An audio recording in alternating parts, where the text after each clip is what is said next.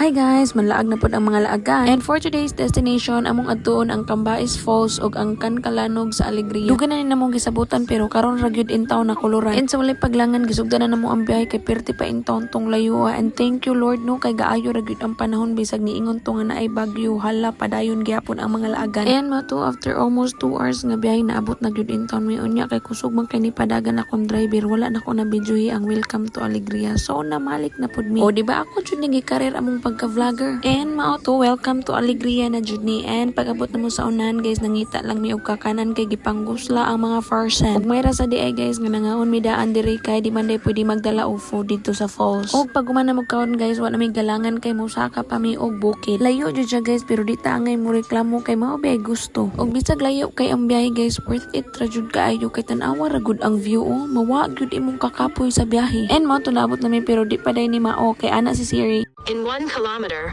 arrive at Cambais Falls. O diba 1 kilometer pag yun di ay. So mao to padayon mi sa aming paglalakbay. And pag abot na mo sa tumoy guys na aray balay diha og diha ra po na mo gibilin ang motor kay need pa man ta maglakaw. Duol ra noon siya lakawon guys 5 minutes kung paspas mo manglakaw pero kita ani nga naay bali perti gyud natong dugayan na kisa man pwede madugay ani nga mohunong pa man kay mag video og mag picture. And after 10 minutes nga nilakaway guys naabot na gyud mi and welcome to Cambais Falls. And tan-awa guys unsa kanindot ang view like makaingon jud kag thank you Lord. Grabe ka amazing. Char. Pero bitong grabe jud kanindot ang view guys like ma-in love gyud kaayo ka sa falls pero mas ma-in love ko sa akong kuyog. So mo to na picture lang mi kadiyot ay nangaligo na mi kay nasuya gyud ko sa tubig and grabe kabugnaw sa tubig guys. Di jud na siya pwede sa mga kandingon parehan ako. And tanawa ning foreigner guys grabe jud siya kaisog kay nilayat gyud siya ng perting taasa. Mong di po ni palupig akong kuyog kay nilayat po siya pero diri ra sa mubo kay hadlok man mabungi.